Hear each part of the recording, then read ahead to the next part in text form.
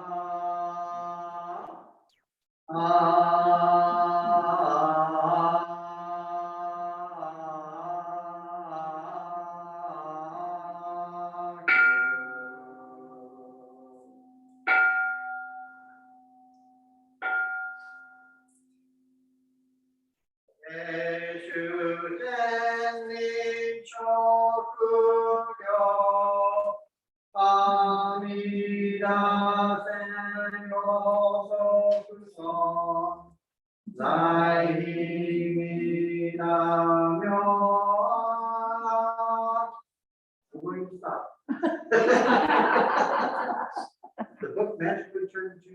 That's okay. And so.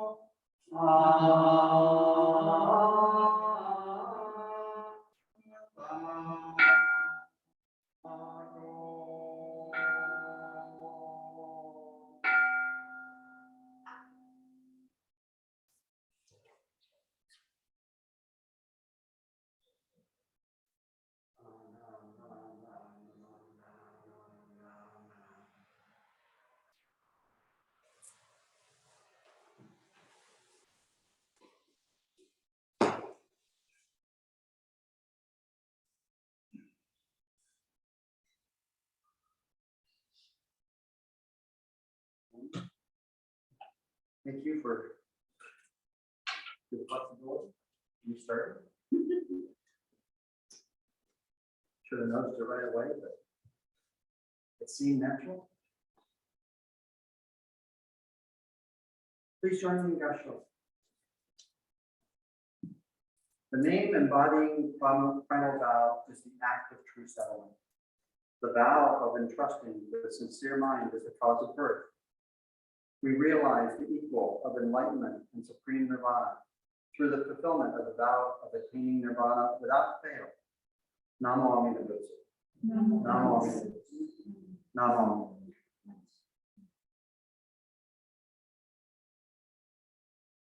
A few years ago, I got into a hotel elevator along with an older hygiene gentleman. After the doors closed, I turned to him and said, "How are you?" And he frowned and said, "I'm alive." I said, "Well, that's better than the alternative." He said, "I don't know. I haven't made a lot of promises." I assumed he was referring to being part of the Christian tradition and the promises of the land of milk and heaven. Most people at one point or another give some thought to what comes next.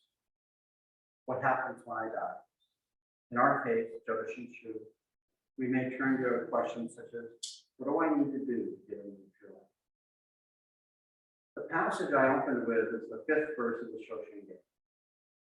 Just in case you were wondering, there are 30 verses in the Shoshinge, and that's not including the Osan, that adds another 7. I say that because for Tokyo ordination, you need to memorize the 30 verses. So it's a daunting task. Anyway, the verse tells us that Amida's final vow, the vow of entrusting with sincere mind, is the cause of birth in the Pure Land. Amida's fulfillment of the vow is what causes us to attain enlightenment without fail. Well, that's simple, right? Amida will take care of everything, so nothing for me to do. Now, let's talk. There were people during Honan and Shinran's time that took that out. Since Amida will take care of everything, I can do whatever I want. I can follow the teachings, be true to the precepts, and just be a good person. But some took that process even further. If I'm a good person and I never break any of the precepts they said, then I'm not showing faith in Amida. In fact, I'm showing that I don't believe in Amida's vow and that I must earn merit to attain enlightenment. There's a fancy name for that approach to life. It's called antinomianism.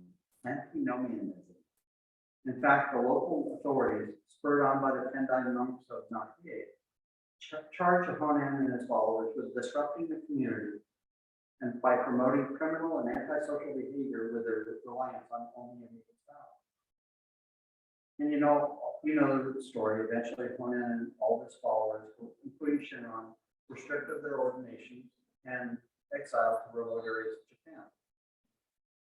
This belief in the power of Amida's compassionate vow was really the source of a lot of trouble. The Tani Sho addresses this issue as well. The Tani Sho are passages attributed to Shinran, but documented by one of his followers, Yuan Bo. The 13th chapter, and these chapters are all very short, includes this story.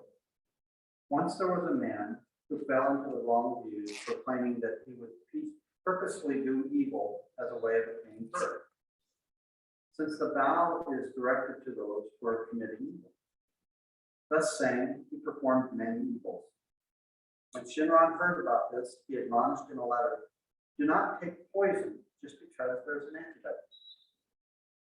He made this point to correct such wrong attachments, but not at all to say that evil is an obstacle to attaining birth. So let's take a moment to remember the 18th vow.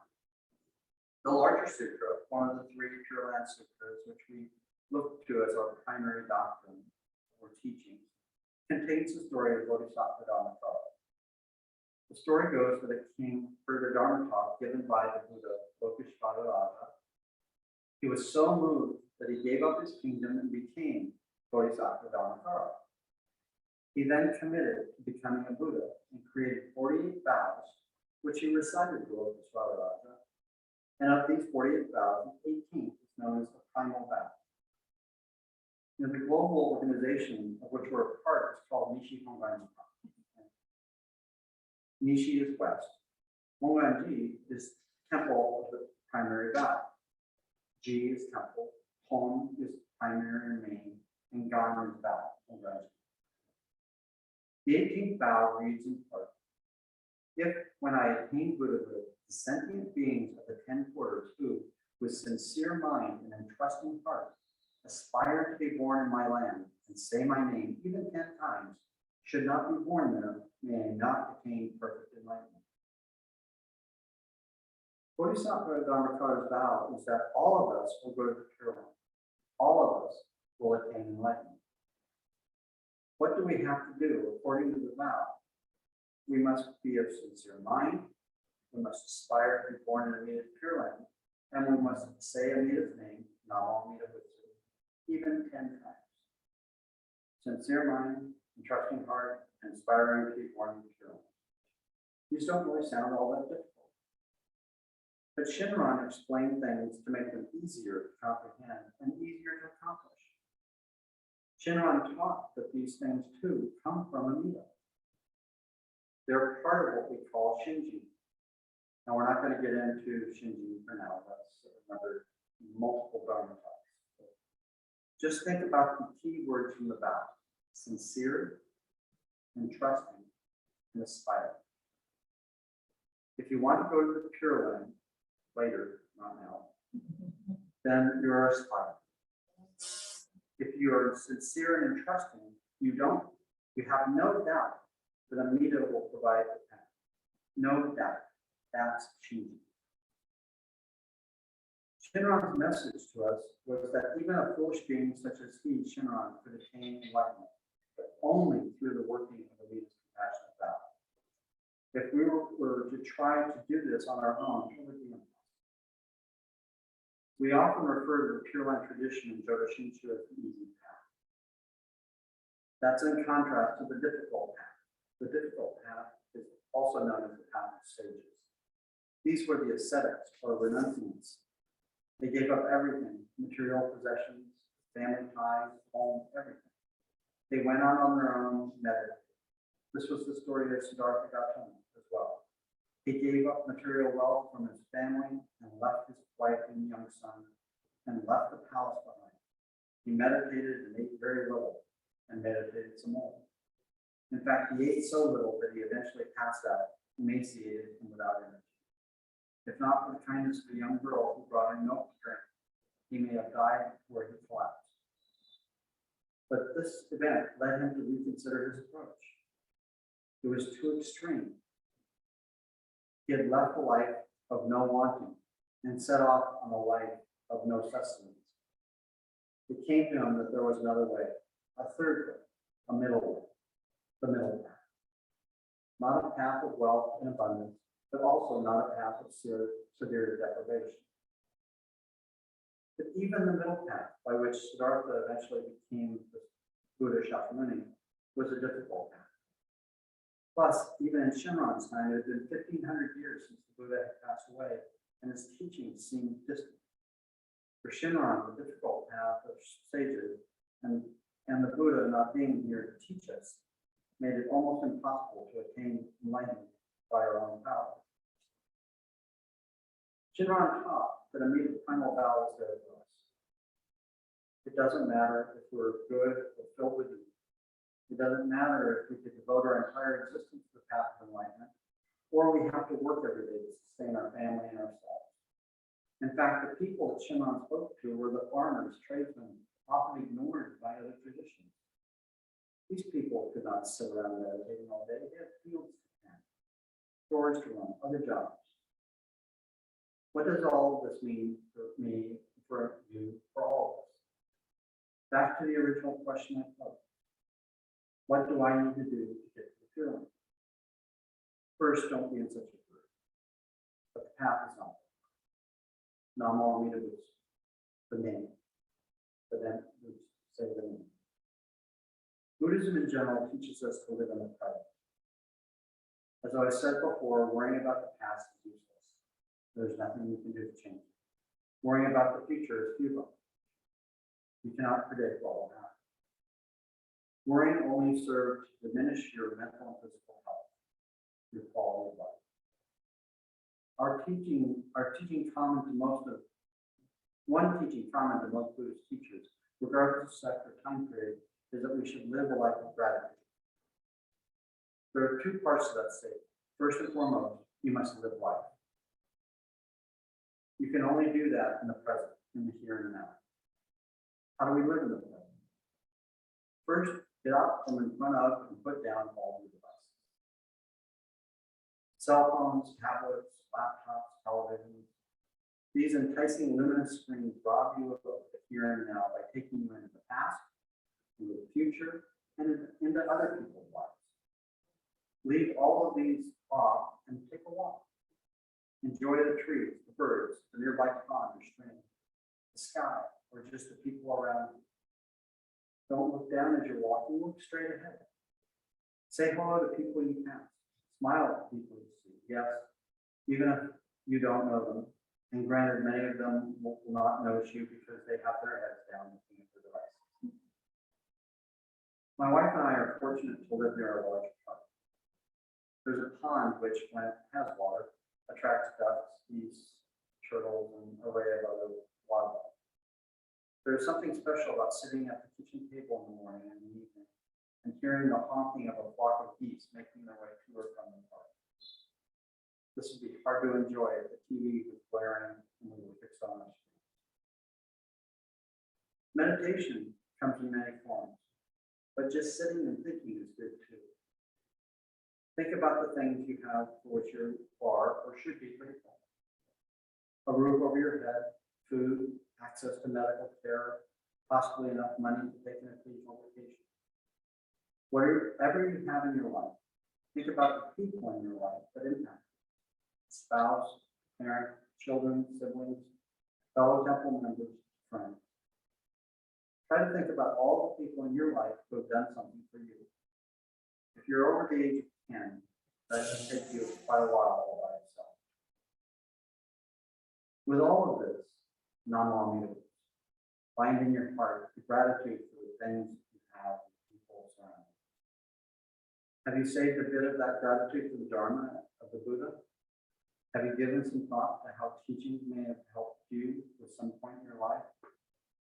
Living a life of gratitude is not hard work. It may bruise your ego a bit to realize how much you have benefited from the work, the love, and the attention of others, and how much you have actually depended on them. But that's a good thing. A good dose of humility is good for all of us. Shinran's devotion to Honen was largely due to his view of Honen as a person of great humility. So how does one get to the Pure Land? Namo Amida. Stay in the memories. Live in the present. Namo. Stay there. Live a life of gratitude. Namo. Just live. Please join me in question. The name embodying the primal vow is the act of true settlement. The vow of entrusting the sincere mind is the cause of birth. We realize the equal of enlightenment and supreme nirvana through the fulfillment of the vow of attaining nirvana without faith. Namo Amida. Namo Amida. Namo Amida.